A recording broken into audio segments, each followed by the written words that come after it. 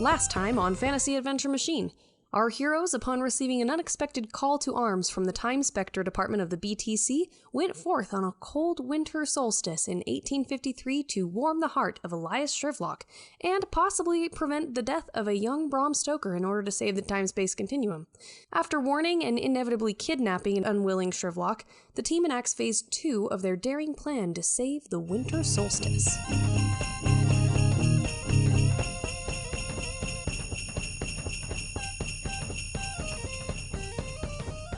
Young Elias stands alone in front of 4 small graves. Shrivlock at this point is reserved. You can tell that he's trying to hide his emotions in his face. See this boy. Remember the regret. How many Christmases were wasted in cold schoolrooms, alone, without the comfort of home, family, the traditions that you held dear. Think of your sisters and how they longed for you and played without you, and now they're gone. They were fools. Fools to think that there was any life for them. Fools to give up on what they should have kept for themselves. Show me no more. What memory do you guys choose? France. All right. You hit a button, and the scene changes once more to show 2 gentlemen sitting side by side on a park bench, surrounded by snow and leafless trees. A nearing middle-aged Elias is holding several papers out to the second gentleman, who you assume is William, but William bows his head and stands and says, "You fear the world too much. All your other hopes have merged into the hope of being beyond the chance of its sordid reproach. I have seen your noble aspirations fall, of one by one, until the master passion, gain, engrosses you. No, Spirit, I shall not bear this," Shrivlock mutters as he watches this scene, and he shouts, Spirit, remove me from this place!" Hold on, sorry, there's supposed to be a musical number. Oh, was this the theatrical release? Cancel musical number. Are you saying this on the intercom? A bunch of Muppets just leave at the back of the holodeck. Shrivlock, who is this man? Tell me what he means to you. I will not! I will not, Spirit! Shrivlock shouts into the rest of the room. No, I will not bear you the contents of me heart. And he takes a butter knife out of his robe that you somehow didn't see him put in, and he stabs the middle of the floor. You see that some pixels around the knife start to kind of flicker in and out, and it kind of starts to spread throughout the room. And Beth comes over the comms and says, "It looks like he has temporarily disabled some of my display functionality inside of the holodeck." Use the gas, knock him out. With a butter knife? Honestly, I thought we were more prepared than this. Those pixels must be real sensitive, Chaos. Come on, some tech is sensitive. Chaos, I would like to see you stab a TV and not have it fizzle out. No, I thought you said that this ship was from the future or something, no? I'll take care of it. I'll disarm him and drag him out. And then we slam his face up into the window of William Franz's house. Go on, off you go. We need someone tall to do that because the rest of us are too short to get him up onto the second story window. Hey guys, do you think I should draw another card now? Guys, I have this thing that's called Shift that doesn't take me into a full animal, but it can turn me more bestial. So I suggest that I be the ghost of Christmas Kick His Ass, and then I'll take him over to Franz's house and put him up against the window. Well, you may have that thing, but I have this thing where I can collect twice as many berries.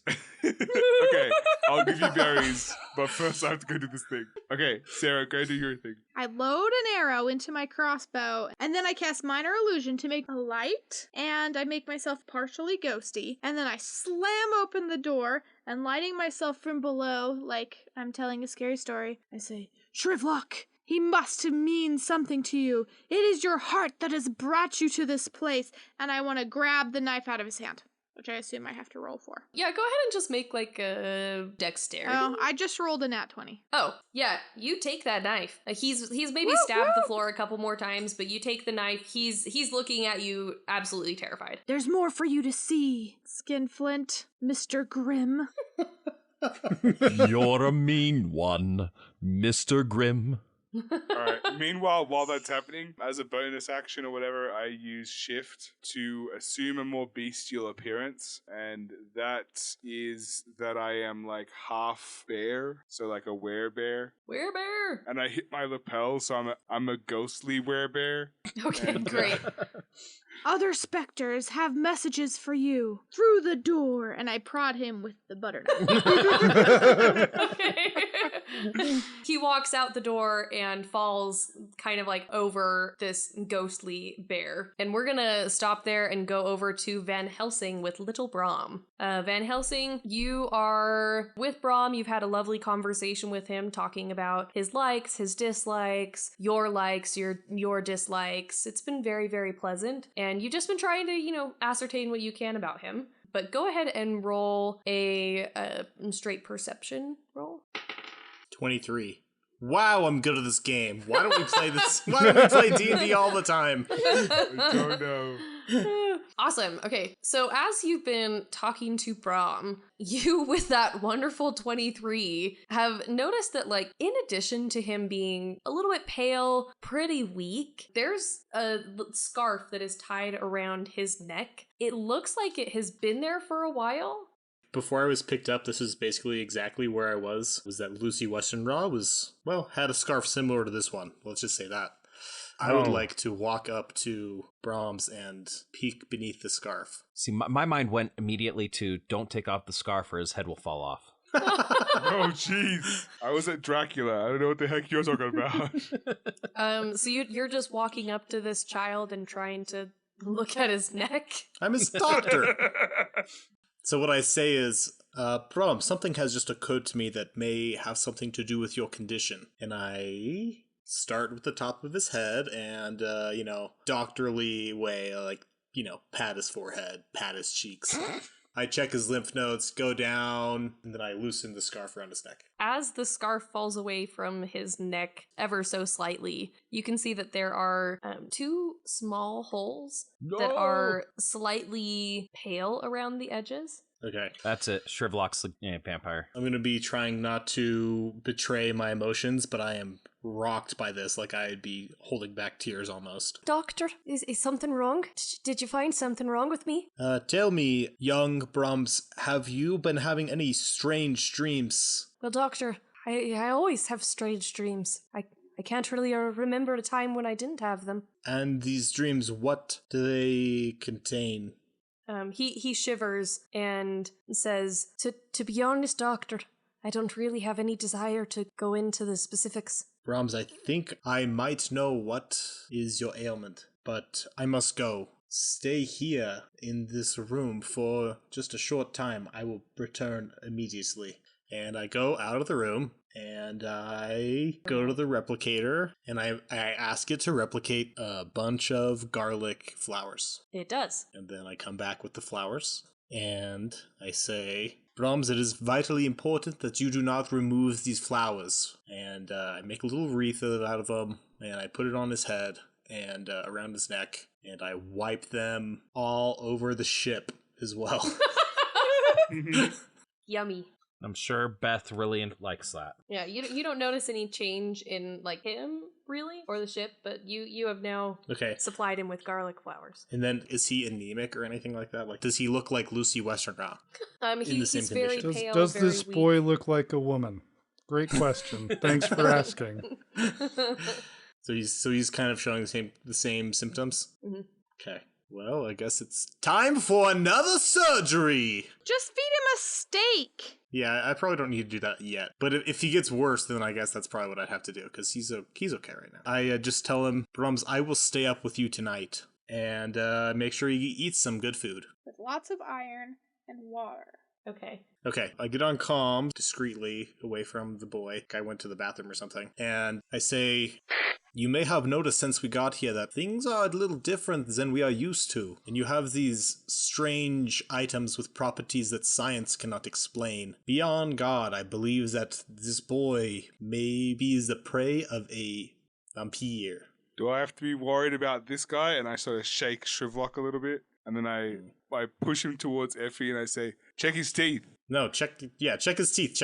Check him in a mirror as well. See if you can see him in a mirror. You guys walk past a mirror and you can see that Shrivlock shows up in it. Okay. All right. He's good. I think we need to get to Fran's house. Yeah, I agree. Okay, being cautious, I cast Pass Without Trace. This is a spell that I cast on myself that provides a veil of shadows and silence that radiates from me, masking me and my companions from detection. And then I basically drag/herd Shrivlock back out into the street and towards Franz's house, which hopefully someone knows where that is. Beth knows. Beth knows everything. We're just going to resolve it off camera. All right. Yeah, Beth uploads a schematic that she's been trying to compile from historical data to Chaos's power gauntlet. All right, Chaos, lead the way. As we're walking, I begin my monologue to Shrivlock and I say, in this world that you ignore, so many others enjoy the beautiful solstice time, despite your miserly ways and your crackpot conspiracy theories. I don't know what he's like. Why do you believe in Q, you wacko?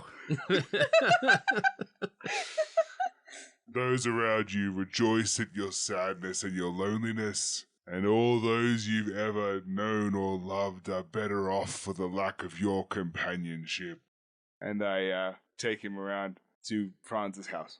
This whole community could be fixed with just one of the purses of gold you keep so closely guarded to your chest. You could be living in paradise with friends and family around you if only you cared about someone other than yourself. Shrivlock is fairly quiet as you monologue to him while Chaos leads you through the streets. And as you guys reach William Franz's house, Shrivlock, kind of tries to shrink down as small as he can, as he obviously recognizes the place. It looks like a fairly normal house, other than the fact that it is attached to an orphanage. It just says Oh, that was surprising. a city orphanage next to it, and as you come up, you can see that there are several lights on inside of the orphanage, and the door opens, and a modest, kind-looking gentleman with a simple grace about him comes out of the door. His clothes are worn, doesn't seem to be a man of many possessions, but you cannot help think, as you watch him, that he is truly happy. You see, as he plays with a couple of children that run out onto the porch, that the children have been well provided for. They're wearing clothes very appropriate for the winter season, and there don't seem to be any older than 12. Tell me, Shrivlock, what does this place and this man mean to you? Speak now. Gosh, I bet these would be really good, low-cost labor, right? That's probably what you're thinking. I shake Shrivlock. You have but this night to change your ways, you miserly old bastard. Speak! Roll intimidation? Yeah. I got a 12. Shrivlock is shivering, but doesn't seem to be paying attention to you. He is paying much more attention to the man behind you, and he says, Spirit, I don't wish to interrupt this happy life. I have no place in it, Spirit. But you could have. We saw it earlier. You threw this away. Why? The greediness of my heart, Spirit. I could not stand by and watch William open up profitless place where he would end up living a hard life. I shove him to the point where he's just at the barrier of our veil of shadows, and he's right up close to a group of playing kids, and I say, does this seem profitless to you? Every smile, every child's life saved at the profit of your thrown away opportunity. Spirit, conduct me where you will. I've learned a lesson, which is working now. Please take me from this scene. Take me from him. All right. I think it's time for us to draw a card and show him his grave. We're going to draw. Why would we draw a card? That sounds like a horrible idea. What are you doing? Someone say draw a card? Oh, balls. I'm just about to turn around and take him back when Chaos does a crazy thing. All right, Chaos. What does it say? The character must single-handedly defeat the next hostile monster or monsters encountered, or the benefit is lost. If successful, the character gains enough XP to attain the next experience level. Ooh. Oh, okay. All right. So I gotta single-handedly fight our next enemy. Okay. All right, we begin to walk back towards Beth, still leaving no trace. As you guys are walking back to the ship, I want you guys to roll perception for me. Ooh. Nat 20 again! My What? dice are hot AF! I got a 21. 14. Sarah. I got a rock. I mean a 5. Jake and Zoom In. As you guys are walking along, you guys are, kind of leading the way out to the ship, and you notice that you're following behind a kind of, not like shadowy figure, but someone who's obviously trying to, kind of stay a little bit hidden. And they seem to be going the exact same route as you back to Beth. But they're in front of us, right? Mm-hmm. I'm going to send Victi to interrupt them. What does Victi do? So Victi has a higher land speed than we do. So he's going to hop around a block and come up in front of this person. Okay. Dressed as a man, right? I'm just picturing a man in a top hat hopping around. Yeah, Victi just looks a like dude. Slippity slap, Spring Hill Jack away! Does Victi try to touch the figure? Is it just in front of him? Just gets in his way. Won't let him pass. This figure keeps trying to get past Victi, can't. Oh, so sorry. Oh, so sorry. Oh, so sorry. Oh, no, after you. Oh, so sorry. Ends up physically pushing Victi so that they can run past. So go ahead and have Victi roll a strength save. Attack of opportunity! Dang. Oh my gosh. That was my natural 20. Oh my god! Hey, everybody gets a chance. What does Victi do instead of moving out of the way for this man? So Victi, which looks like a Victorian gentleman, Puts him in his pouch. tries to reach out and stop him, but his arms are kind of weirdly short when he starts stretching out. And so he reaches lean up back on his tail and kick him. with this terribly strange hind leg somehow fit into his suit pant and just slams him so hard in the chest he falls back into the slush. Okay. And then hops high onto a rooftop nearby, thus contributing to the legend of Spring Hill Jack. This figure is knocked totally prone, is very dazed, and as you guys approach, you see that it is Abraham Stoker, Brahm's father. Oh, shit. What the heck? But is his father a vampire? That's a good question. Effie, mirror now. Yes. You take a mirror out, and he does show up in the mirror. Dang it. Do you guys think this guy counts as the next hostile monster?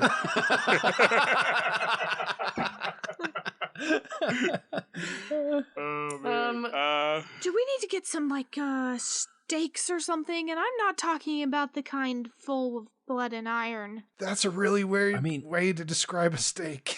Yeah. Do you usually fill your wooden steaks with blood and iron? No, just wood. That's what I mean. I shove Shrivlock towards Effie, and I pick up Abraham Stoker, and I kind of dust the front of his lapel with my half bare hand. He yelps.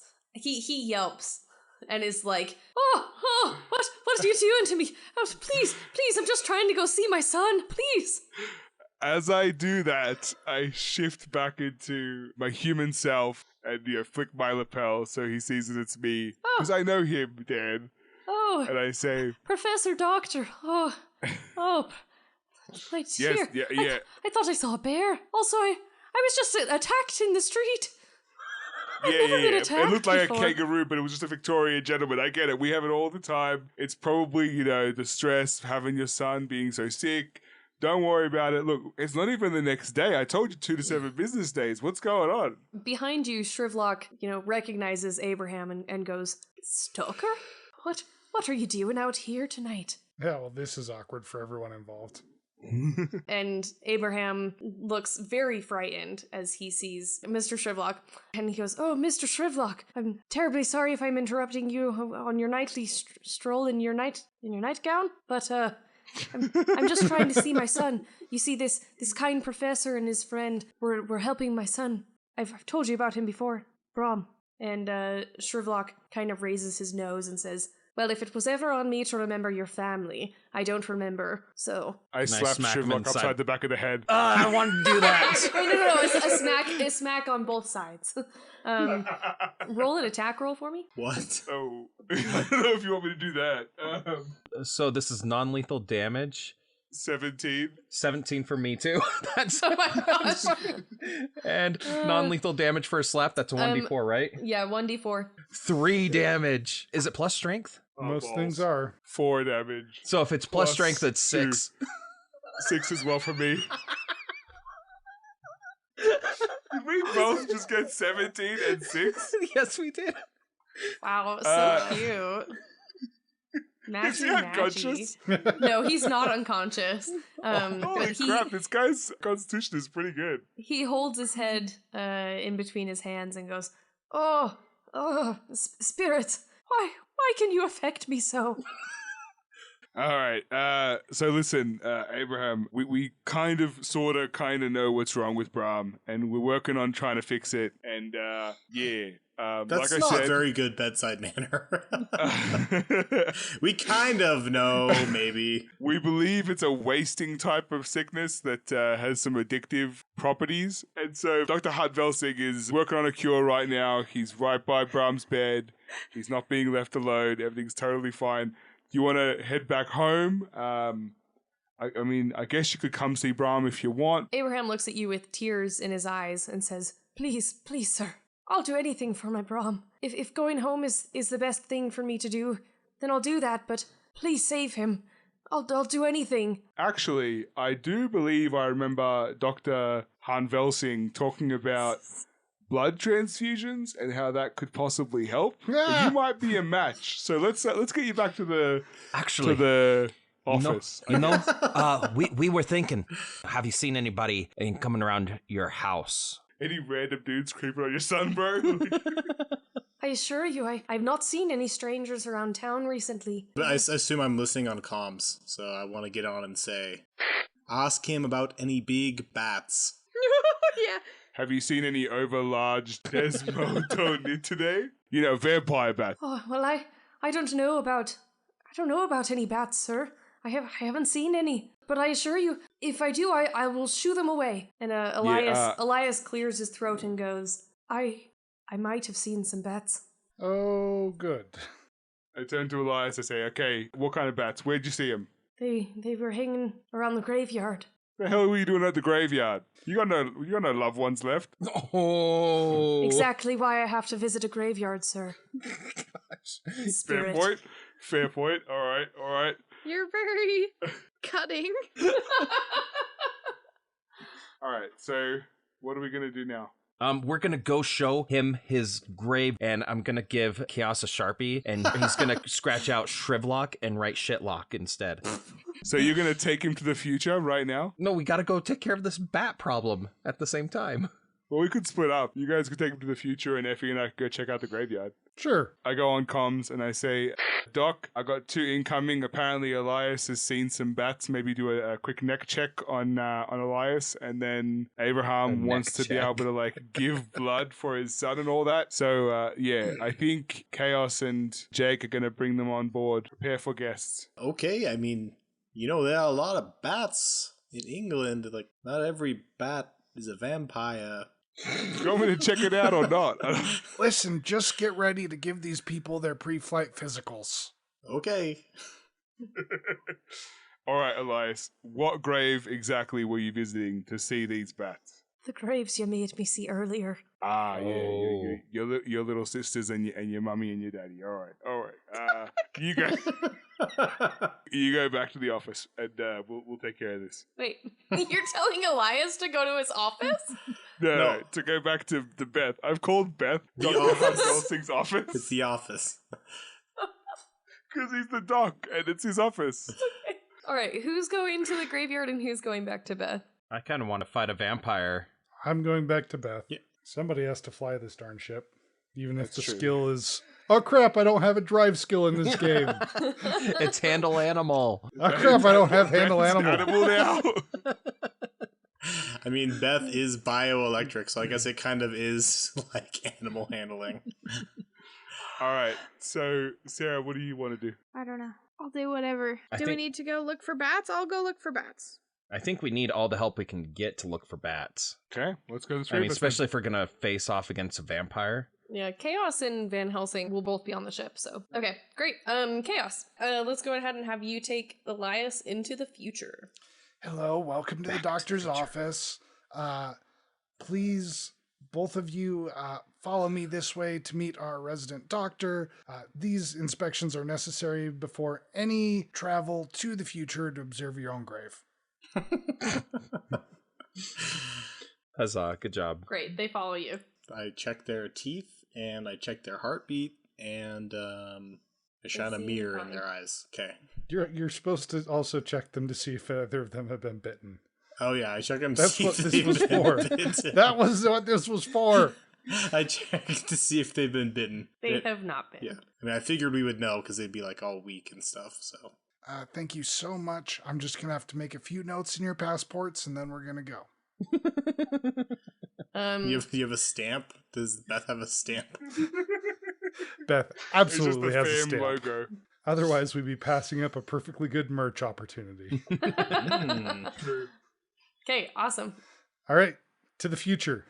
Yeah, go ahead and roll drive for me. I can't because there is no drive in D&D. Oh, roll Beth handling. There's animal handling. Yeah. Yeah. Uh-huh. Very good. You want to give him a boost? Is that a thing you could do with D&D? I don't think I have animal handling. Do you? Can he have advantage because he's handled this animal before? I mean, I get +4 to animal handling. Do you want me to drive?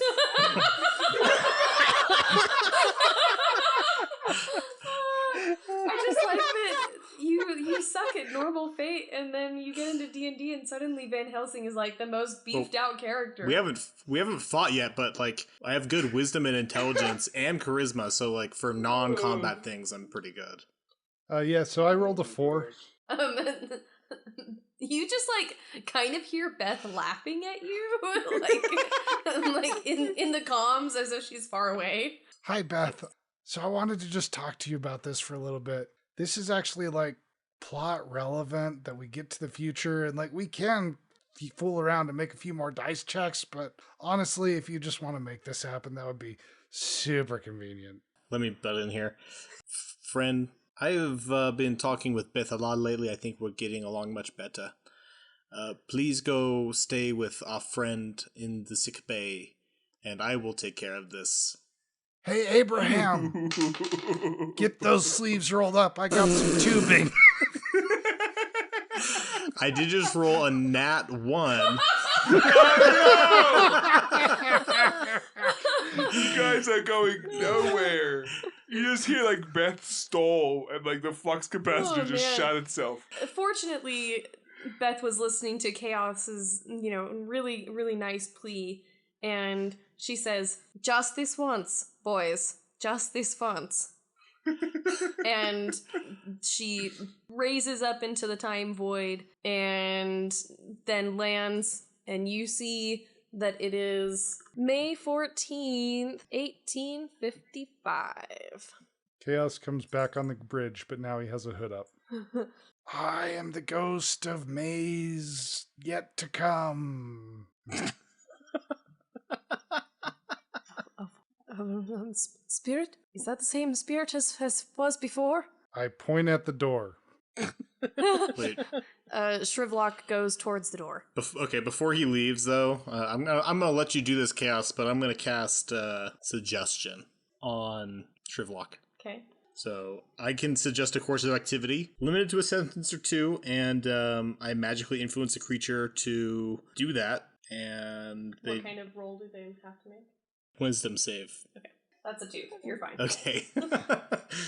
And I just say, you will pay attention to all that this spirit has to say, and you will be afraid. He pees his pants a little. We all know the ghost of May 14's yet to come doesn't like speak, right? Yeah. So why'd you Yeah, tell me to okay. pay attention to everything I have to say? Okay, you will pay attention to everything that you see, and you'll be afraid. And don't go running off or anything. Okay, he nods and goes out the door, and then waits for the spirit to guide him. Chaos follows. He has platform boots on now.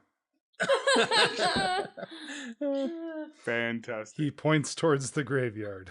All right, Shrivlock goes. He looks like a man walking to the gallows. And as you guys come up on a really dreary graveside, we're gonna go over to our peeps back in the other time. Huzzah! 1853. It is us, the peeps back in the other time, Yep. ready to continue the adventure. Yes. All right, zoom in. Jake and Effie, you guys walk up to the graveyard. And it is spooky. It is covered in snow. Everything that you would expect from a graveyard in winter. You know, this is actually really fitting to what you believe in Christmas because, you know, Christmas used to be just about ghosts and whatnot. I don't know if you know that, but that's really what you all believe in.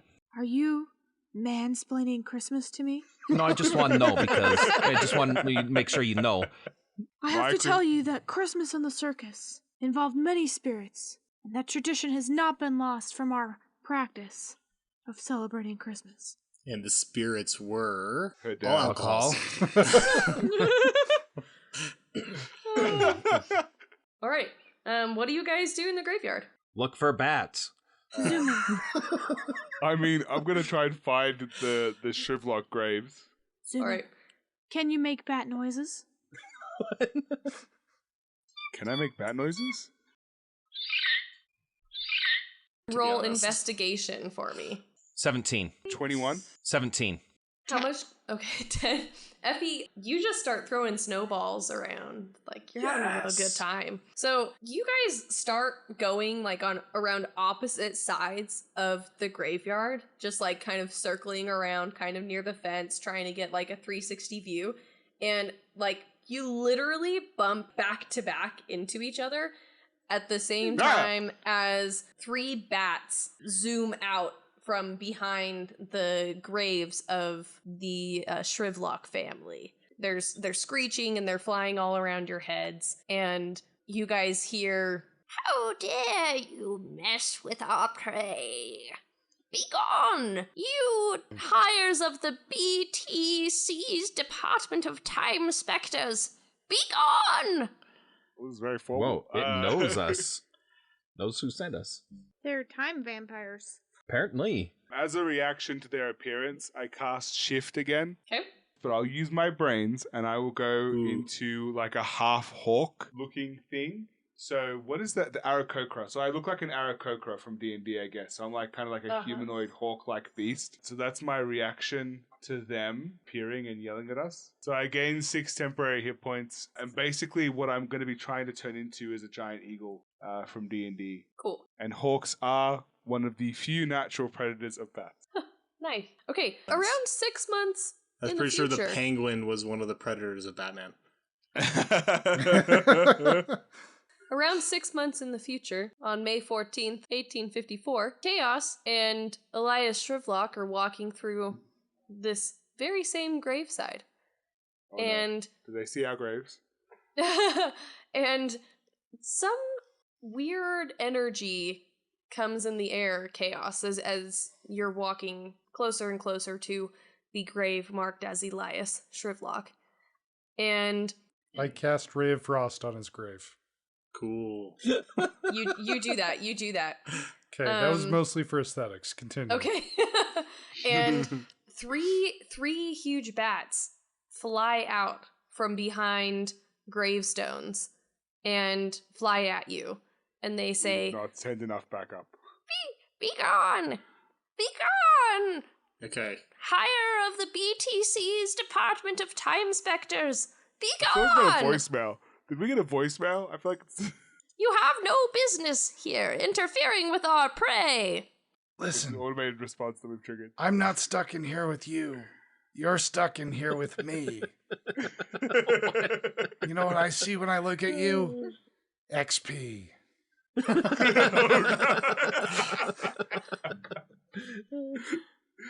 All right, let's do this. All right, what do you do, Chaos? Wait, can I also join this? Can I roll initiative? You're not there. Yeah, but I'm on the... Yeah. If you want Chaos to, like, tell you to come to the grave, you can. But Chaos I wants to don't do it know. all by himself. If there are vampires here, I don't know if I actually want to leave the side of my patient. But Also, if he's gonna you die, I need could to- actually come out there and cast Turn Undead. It might be pretty helpful. The only helpful spell anybody has in this episode. And Van Helsing's like, nah, I'm going to chill with the kid. Yeah, I mean, I want to see if you can level up on your own, so just wait here. All right. You can do the color commentary. I pull up my magic maul katana, and Victi steps in from the shadows, and it's time to fight. All right. Are you going to attack first? Unless you tell me otherwise. Nope, they're not attacking you. They're just flying around you. Okay. We're gonna do a fight. Now, maybe you should push Shrivlock into his grave first. Oh, is it an empty? Open grave? The casket is sitting nearby. Oh, yep, throw him in there. Yep, nope, change of Close it. plans. We're throwing Shrivlock into the grave. Okay. Nice. Victi and I each get him by an arm and chuck him in there. Oh my gosh, okay. Roll a strength roll. All right, I assume I can take advantage from being helped by Victi. You can, you can roll 2. Yeah, you can roll with advantage. Okay. 16. Yeah, Shrivlock struggles against you, but you are successfully able to throw him into his grave. He does hit his head pretty hard, and he groans and holds it and says, Spirit, why must you toss me in here? How much HP does he have? I know. He's had his He's whole just life an to level old up, okay? croc. Yeah. I point at very him, old. then point at my eyes, then point at him again, and walk back towards the vampires. You hear him just shouting like, Whose grave is this, Spirit? Whose grave? I forgot to give you the Sharpie. I mean, his name is on the headstone, but it doesn't say Shitlock. You'll figure it out soon enough. I'm not worried about this. Okay. Don't worry, dude. Someone will write shitlock on his grave, I guarantee it. All right. Like, it won't be long. We go back to 1853, winter solstice. All right, what do you guys do? These bats are flying around you. I can use one of my charges to turn one of the bats into ice. Okay, do that and roll initiative. 19. 7. 10. You'll be going first, Jake, because you set initiative off. Oh, cool. Okay, great. Jake, flesh to ice? See here. One action, attempt to turn one creature I see into ice. If the target's body is made of flesh, the creature must make a Constitution saving throw. On a failed save, it is restrained as its flesh begins to turn into ice. All right, this is just one. Yes. Really Yeah, that hard. It got a 19, so. Cool. But we're going to mess this guy up this next turn because I have a plan. Okay, you raise your ring up to the sky and you shout, "Flesh to ice! Your flesh is going to turn to ice!" And this bat just like totally swerves out of the like weird frost that kind of comes out of the ring and goes, You have attacked us first! You have attacked us first! Han shot first, and so did we.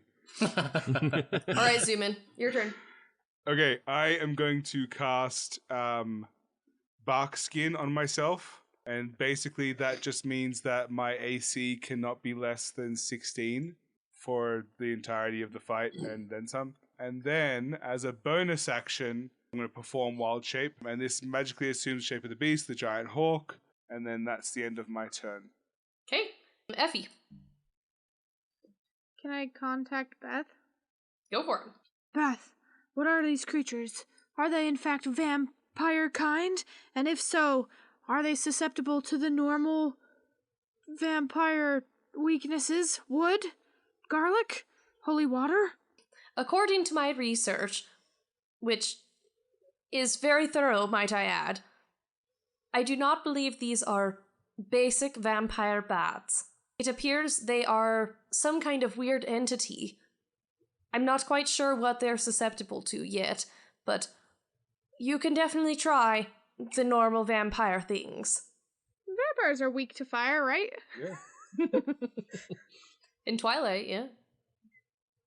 I thought they sparkled in AKA fire. In the other only mythos vampire mythology that matters. I mean, it's the vampire mythology I know best, unfortunately. And I did just listen to Dracula. I will That's unfortunate. definitely aim one of my magic arrows from my little crossbow that's attached to my arm at one of the things and try to shoot it with an arrow that will make firebolt. Okay. Go ahead and roll your attack roll for that. It's a nat 20. What?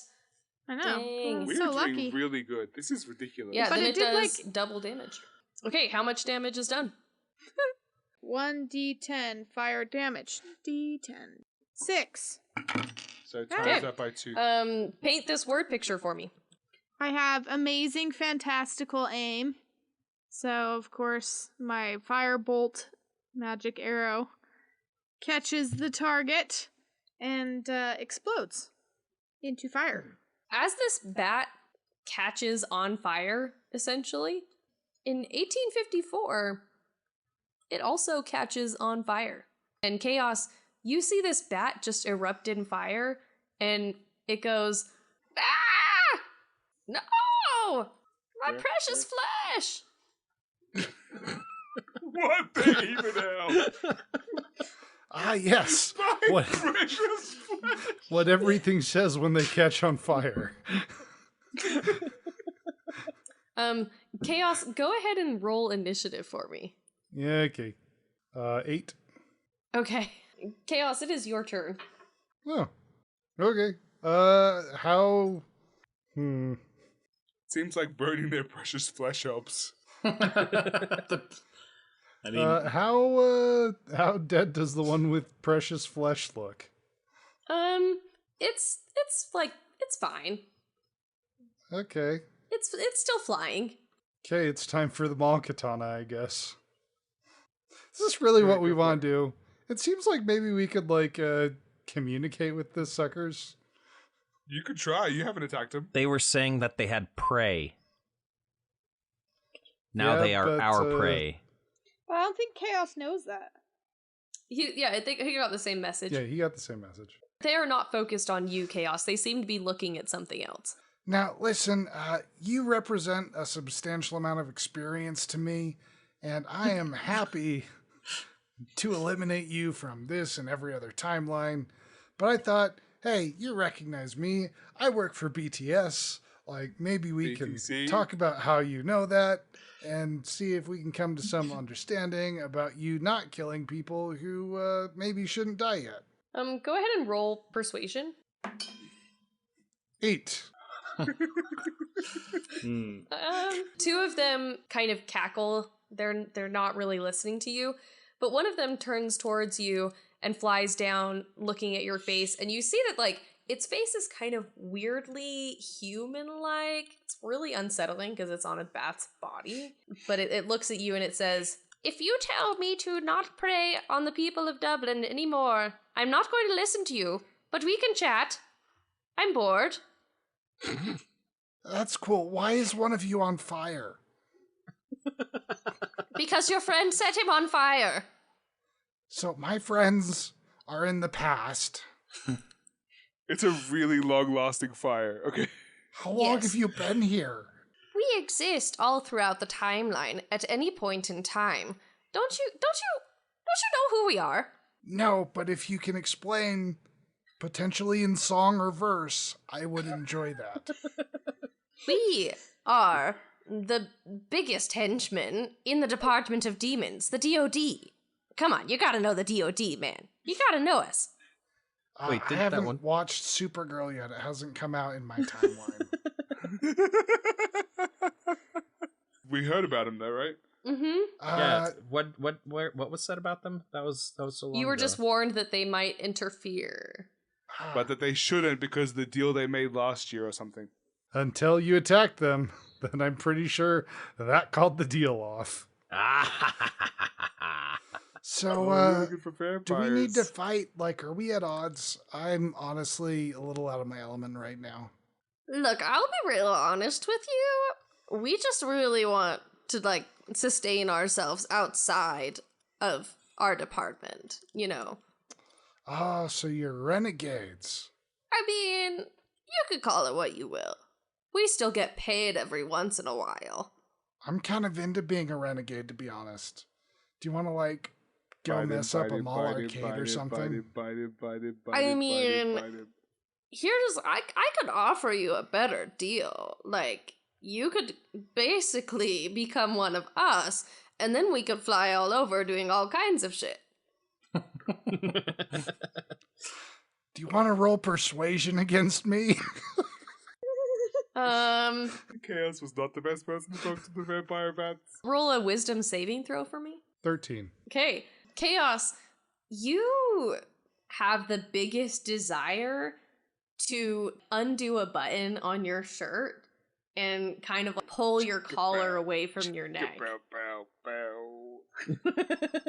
You really think that, like, what this guy is saying is it. You're like, yes, Smart. I could become like them. I could be a renegade. I could be a true renegade. All the arcades you want. Okay, I'm pretty much sold.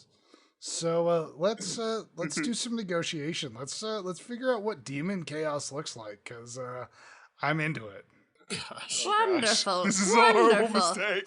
This is a horrible mistake. I'm just going to sit here on your shoulder. You're going to feel a tiny little prick, and then in about 24 hours, you should be good. And then we can go to an arcade or something and wreak havoc. Yeah. Yeah, no, this is I've been waiting for this. Go ahead and roll a Constitution saving throw. Hey, I'm good at that. This I That do have one. proficiency in. This is so sad. Was it in that one? No, I rolled a 19. He wants to be a vampire. Go ahead and It take. might be problematic for season 2 if you're a vampire with Van Helsing on the ship. Take 7 hit points of damage. Maybe that's why he's out of the season, because I have to kill him. Because he's a vampire. Little sting? That was like a fifth of my health. What the hell's wrong with you? Oh, just stay here for a minute. It's okay. It's not going to feel that bad soon. It's fine. I have a sneaking suspicion I know why it's not going to feel bad soon. In 1853, you guys see that, like, one of the bats has just kind of left the other bats and is just, like, hanging around, like, an area of the cemetery. I think I'm gonna go after that bat. It's the bat's turn. It's the bat's turn. That's We'll say that bat already took its turn. Effie, what's You're your doing AC? great. This is awesome. 13. Jake, what's your AC? 16. Dang it, if I knew yours was 13, I would have cast the box gun on you. Okay. The bats just kind of fly at you, but don't hit either one of you, and you just kind of hear them go, "Ah, damn it!" I like these bats more and more. All right, Jake, it's your turn. Okay. I wanted to take my bonus action to cast Hunter's Mark on the one on fire. So I have my longbow, which I don't know where I got it from, but I'm going to shoot one of these bats. And see, does a 17 hit? Yes. Okay, so I took -5 to my attack roll to get that, which means I get a +10 to my damage. And because that one is Hunter's Mark, also since it's below its maximum health, because my Colossus Slayer, I get 2d8, 1d6, +10 to my damage. Okay. Roll it. Roll it. Plus your Dang. dexterity. Don't forget about that. Thank you. I didn't know that one. Okay, 6 + 8, so 14 plus 16 plus my 4, so that's 20 points of damage. Plus 10, that's 30 points of damage. This arrow sails gracefully through the air and hits this bat as it's flying around, kind of singed and on fire still. And the bat goes, "Uh-oh," and then poofs and doesn't exist anymore. And Chaos, Damn. you see in 1854, you see this bat just like just suddenly stop midair and goes, uh-oh, and then disappears. Hey, Why does that remind me so much of the witches in Hocus Pocus? Should we do something about that? I feel like the other bat should be like, a position has just opened up. Can you just keep walking out of the graveyard, please? It's not my turn. So I'm going to think about that when everyone else gets through initiative. Okay, Zoo, it's your turn. Okay, the giant eagle gets to attack twice, once with talons and once with beak. So I'm going to roll to damage on both, so that's 22 to hit, and then 17 to hit. 17 what? And so to attack, so 22 and 17. Oh, they both hit. Yes. Okay, 18 damage. Okay. This bat that is sitting on your shoulder, Chaos, it kind of wheezes. It goes, oh God. Can you please run? Hurry, please. Hey, are you like asthmatic or something? very asthmatic. And Effie, it's your turn. I've got an inhaler here. I'd rather just inhale you, please. Oh gosh. I'm sorry, what? Effie, it's your turn. Are they more than 20 feet in the air? I wouldn't say they're more than 20 feet. I'd say they're around like 10, 15. So if it says a 20-foot square, that includes up, right? Uh-huh. Cool. I will shoot an entangle spell arrow at the lone bat, from my perspective.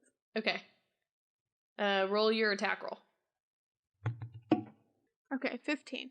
Okay, that hits. So roll damage. Perfect. They just can't move. Okay, what's the effect? A restrained creature's speed becomes 0 and it can't benefit from any bonuses to its speed. Attack rolls against the creature have advantage and the creature's attack rolls have disadvantage. The creature has disadvantage on dexterity saving throws. Okay, cool. Awesome. Chaos, it's your turn. Okay.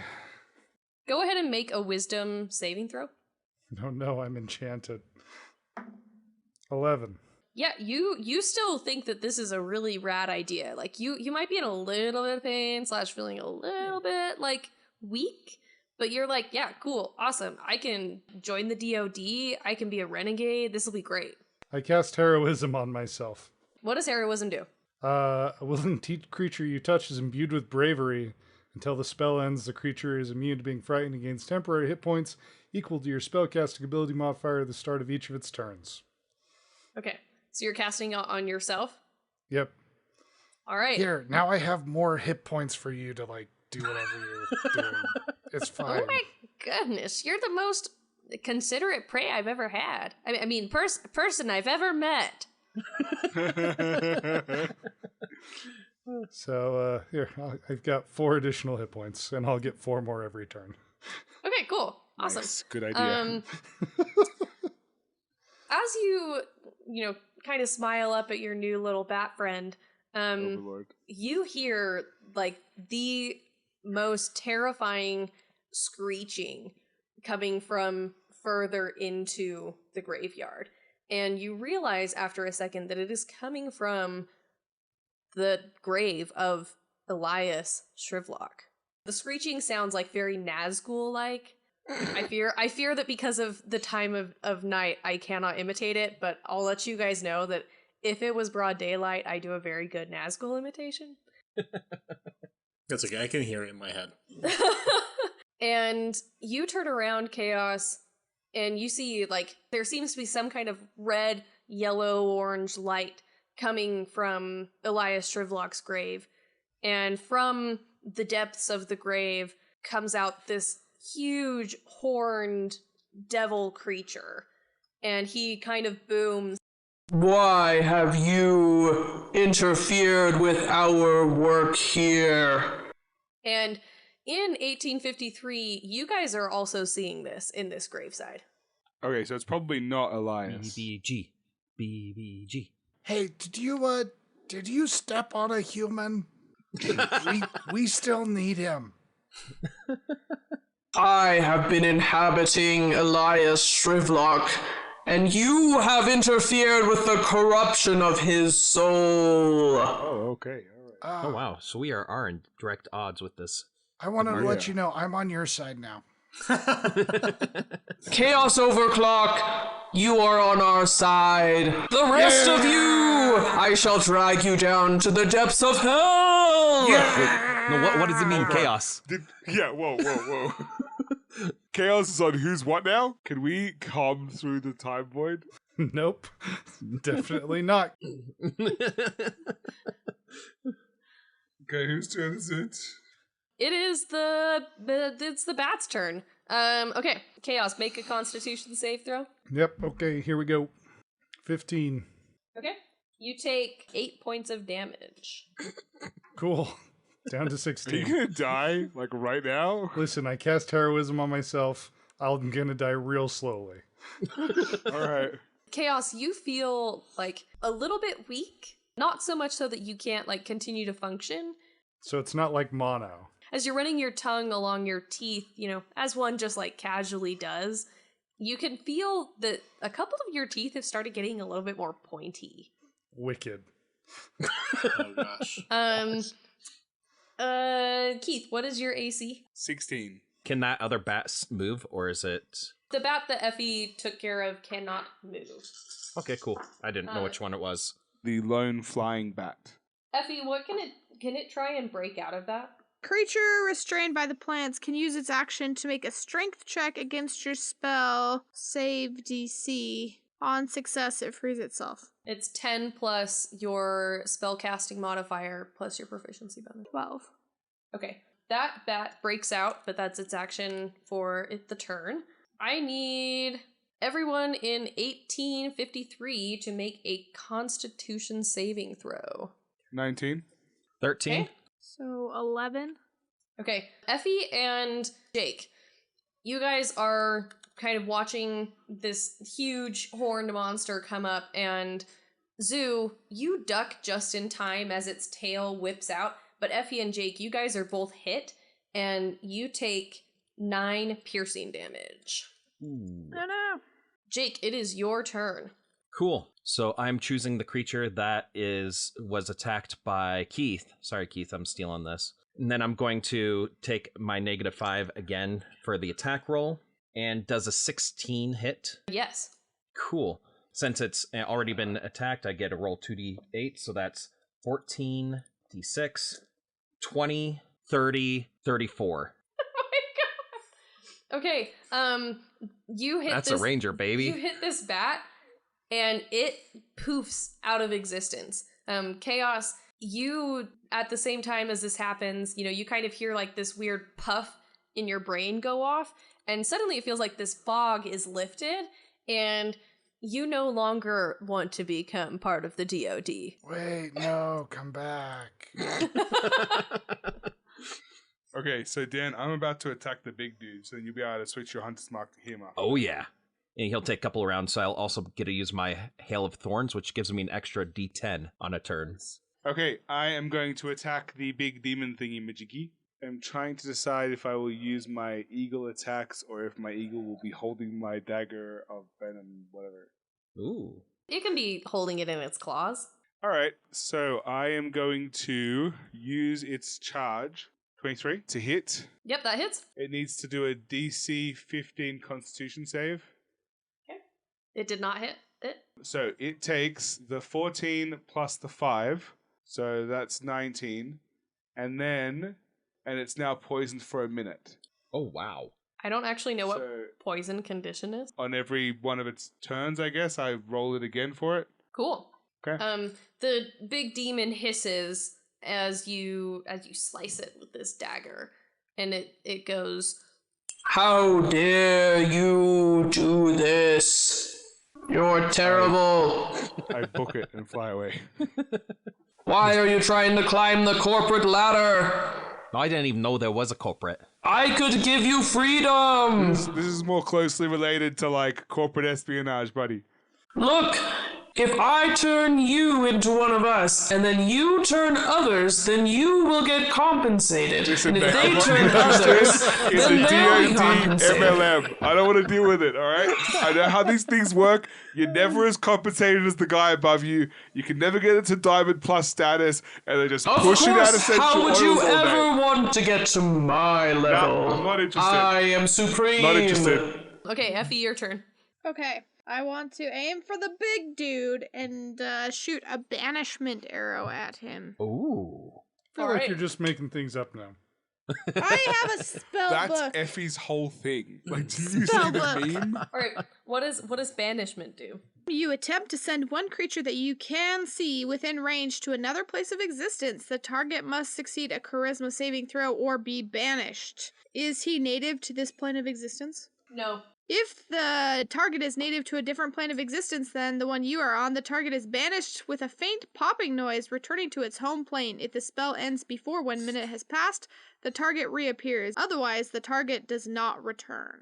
If it gets hit, so you have to roll your attack first, right? An unnatural 20. Dirty Nice. 20. Okay, it hits. What's the saving? It's a Constitution. What does it have to be? Charisma. Oh, Charisma. So that'll be the number to hit is 8 plus 2 plus whatever FE's intelligence modifier is. 0. My intelligence is 0. It did not pass this saving throw. Okay. I stand side on and look down my hand at my little magical crossbow, and I say, please don't miss, please don't miss, please don't miss. And then I fire my banishment arrow, and it hits the devil guy in his gut and slowly sinks in, and when the feathers of my arrow disappear, he pops out of existence. Nice.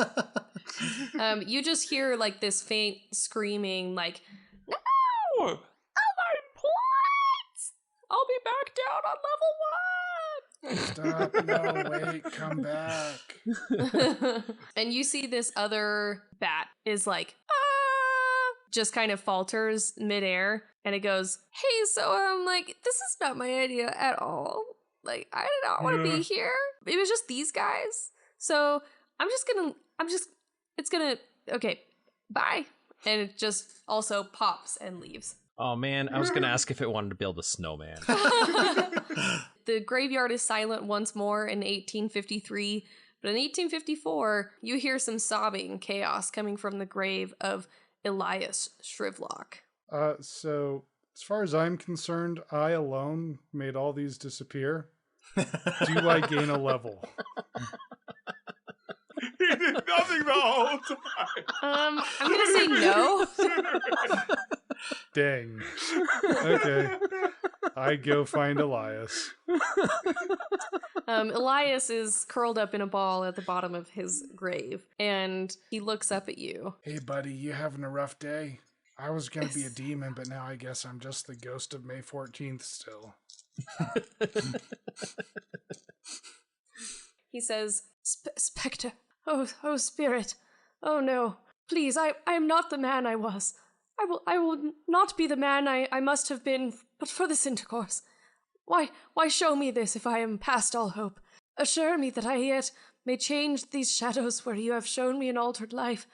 Please, spirit, I will honor winter solstice in my heart and try to keep it all the year. I will live in the past, the present, and the future. Oh, but please, do not let the devil take me. I hand him the wristwatch. He takes the wristwatch and says, Spirit, where have you found this trinket? I thought I had locked it up with all my memories of happiness. Chaos looks mildly uncomfortable, then points back at the ship. Spirit, I don't know if I can get out of here on my own. Don't worry, we all have 50 feet of rope. Okay, you pull him up out of the grave, take him back to Beth.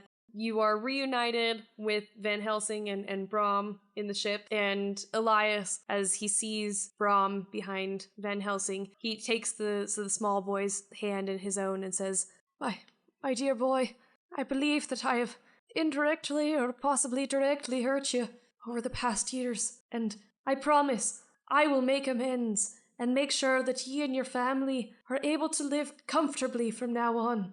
I mean, honestly, you were like possessed by a demon or something. I don't think you're responsible for your actions. He bursts into tears. All right, you guys go back to 1853 and are reunited with the rest of the crew. You are able to send Elias on his way. I'm assuming you guys take Brahm back to his house. Yeah, so Han Velsing and I get together, and I carry Brahm again with a whole sack full of snacks like Doritos and beef sausages jerky, and sausages, cheese. yes, Okay, potatoes, bread.